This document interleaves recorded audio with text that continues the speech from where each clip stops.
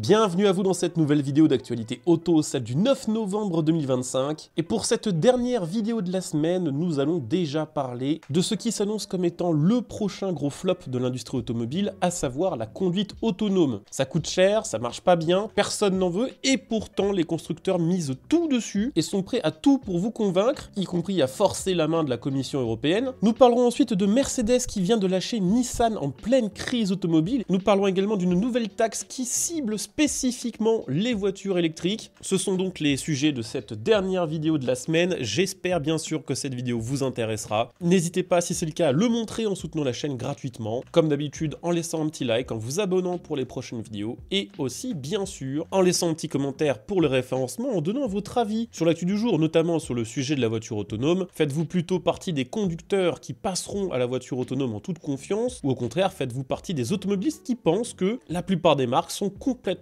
à côté de la plaque?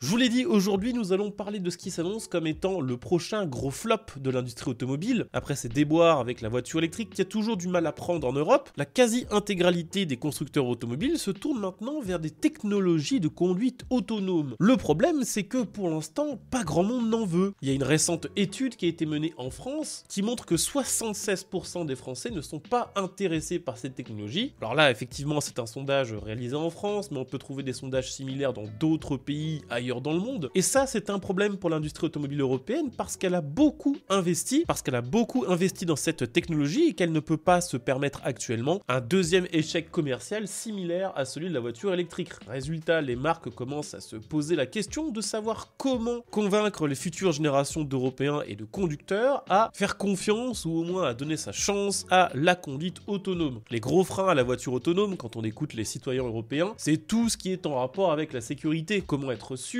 que les systèmes de conduite autonome seront fiables, et que se passera-t-il s'il y a un sinistre? Qui sera considéré comme responsable lorsqu'il y a par exemple une collision avec un autre véhicule et que c'était la conduite autonome du véhicule qui conduisait et non pas un humain? Ce petit coup de pouce pour convaincre les citoyens européens pourrait bien venir des compagnies d'assurance, notamment Allianz, qui veut que l'Union européenne légifère sur la voiture autonome et l'encadre mieux. Elle souhaite notamment deux choses. La première, ce serait la mise en place d'un certificat, d'un espèce de permis européen pour les voitures autonomes. En gros, toutes les voitures qui souhaiteraient proposer de la conduite autonome de niveau 4, c'est-à-dire toutes les voitures qui peuvent théoriquement conduire toutes seules sans intervention humaine, où le conducteur n'a ni besoin d'agir ni besoin de surveiller la route. Allianz propose que toutes les voitures qui veulent être commercialisées en Europe et qui proposent de la conduite autonome de niveau 4 passent une série de tests afin d'obtenir un certificat unique garantissant le respect de critères communs de sécurité par exemple, mais aussi de performance et de fiabilité valables dans tous les pays de l'Union européenne. Ça simplifierait l'homologation, c'est-à-dire que ça éviterait que dans tel ou tel pays ou chez tel ou tel constructeur on mette au point des systèmes de conduite autonome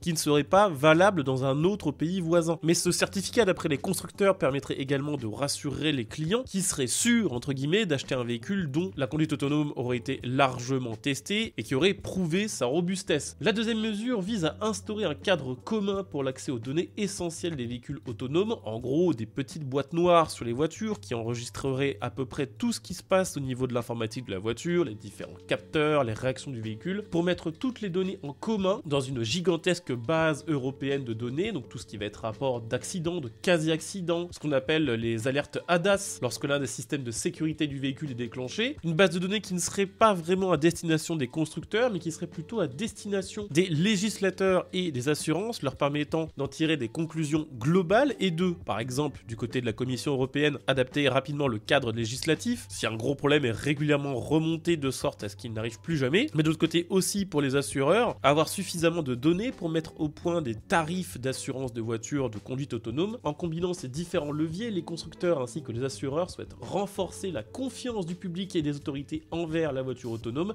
accélérer son adoption et faire en sorte qu'on évite un deuxième flop en série, ce qui serait absolument dramatique pour l'industrie automobile européenne. Alors vous, qu'en pensez-vous? Est-ce que vous seriez rassuré assuré par un petit certificat ainsi que par un cadre législatif, aussi bien en ce qui concerne la sécurité des véhicules que leur assurance, ou est-ce que c'est encore insuffisant? À vous de me dire ce que vous en pensez en commentaire. Quoi qu'il en soit, le parallèle avec la voiture électrique peut complètement être fait en ce qui concerne la voiture autonome. Les constructeurs poussent tous pour une technologie que les clients ne sont pas encore prêts à acheter ou qu'ils ne souhaitent tout simplement pas. Ils investissent des milliards, ils font du lobbying auprès de la Commission européenne pour promouvoir cette technologie. Espérons pour eux qu'ils n'auront pas tous à rétro-pédaler comme en ce qui concerne la voiture électrique. Ça leur coûterait très très cher et clairement, vu l'état de l'industrie automobile actuelle, c'est quelque chose dont ils n'ont pas besoin.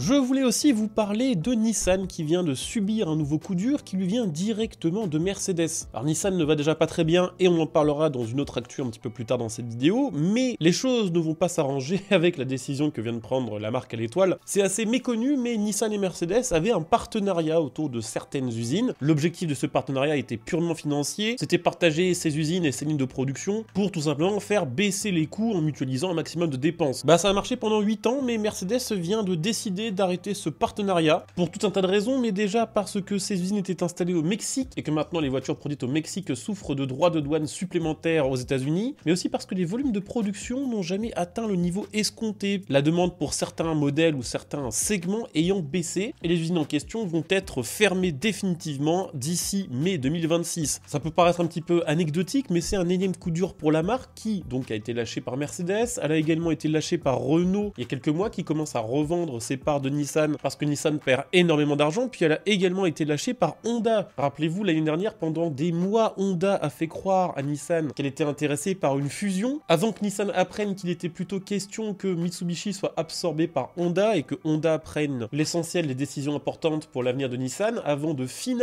que Honda décide au dernier moment d'abandonner ce partenariat. Au niveau des marques chinoises, Dongfeng a arrêté un partenariat avec Nissan en 2022. Il devait avoir un partenariat avec Foxconn, mais ce partenariat était empêché par le gouvernement japonais pour des raisons purement géopolitiques. Bref, vous l'aurez compris, tout le monde lâche Nissan petit à petit, et c'est un gros problème pour le groupe parce qu'on rappelle quand même que Nissan vient encore d'enregistrer des résultats négatifs avec une perte de 1,25 milliard d'euros sur le premier semestre 2025, juste après avoir clôturé 2024 sur une perte nette de 3,8 milliards d'euros. C'est moins 17% de ventes en Chine, moins 16% au Japon, moins 8% en Europe, 7 usines qui vont être fermées sur les 17 du groupe, sans compter celles issues des partenariats, et surtout 20 000 suppressions de postes sur les 4 prochaines années, c'est colossal.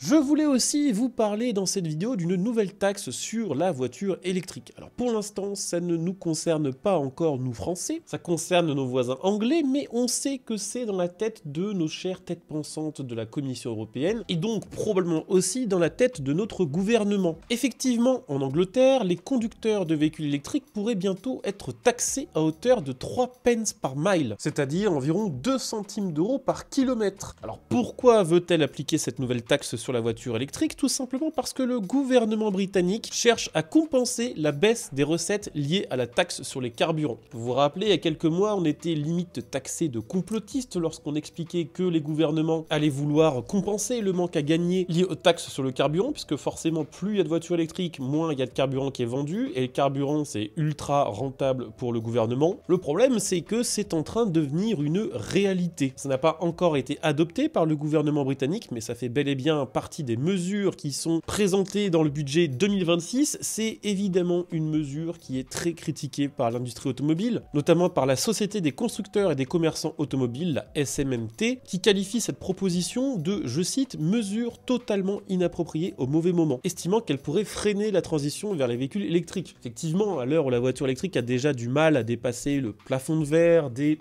15 à 20% en Europe. C'est un petit peu plus effectivement en Angleterre où la pression fiscale est encore plus brutale que dans le reste de l'Europe, puisque les Anglais se sont donné pour objectif d'atteindre le tout électrique en 2030 et non pas en 2035. Le problème forcément, c'est que si on commence à rajouter des taxes sur des voitures électriques qui ont déjà du mal à se vendre, on supprime par la même occasion l'un des avantages qui est souvent mis en avant pour inciter à l'achat d'une voiture électrique, le coût d'utilisation au kilomètre. Je cite encore une fois la SMMT qui déclare ceci: nous comprenons comprenons la nécessité de repenser la fiscalité automobile, mais à un moment aussi critique de la transition, ce serait une erreur stratégique, dissuadant les consommateurs et compliquant la capacité de l'industrie à atteindre les objectifs du mandat Z2V, qui est l'équivalent des normes café pour l'Angleterre. D'après les premiers bruits de couloir, la mise en place de cette taxe est prévue pour 2028. C'est une taxe qui représenterait, pour un rouleur moyen qui fait 10 000 km par an, ça représenterait 214 € annuels. Certains diront que c'est pas grand chose comparé aux taxes que l'on paye quand on roule avec une voiture thermique au moment de faire le plein, mais si ça commence comme ça pour 2028, qu'est-ce que ça va être en 2035 une fois que le parc automobile sera plus électrifié? D'autant plus que pour l'instant, le gouvernement n'a aucune idée de comment cette taxe pourrait être réellement appliquée. Ça va être une usine à gaz parce que pour l'instant, ils pensent que les conducteurs devraient déclarer à l'avance leur kilométrage annuel pour faire un bilan en fin d'année. En cas de dépassement, il faudrait payer la différence. Et s'ils conduisent moins que prévu, le crédit serait soit remboursable, soit reportable à l'année suivante. Donc ça s'annonce quand même comme étant une sacrée galère et malheureusement, si ça marche là-bas, c'est 99,9% sûr que ça finira par arriver chez nous. Voilà, on a fait le tour pour cette vidéo du dimanche 9 novembre 2025. J'espère que cette vidéo vous aura intéressé. Si c'est le cas, je compte sur vous bien sûr pour le montrer comme d'habitude en laissant un like, en vous abonnant, en laissant un commentaire et en devenant éventuellement un soutien via le bouton rejoindre sous cette vidéo. Merci à vous d'avoir suivi cette vidéo et à demain pour le début d'une nouvelle semaine d'actu auto.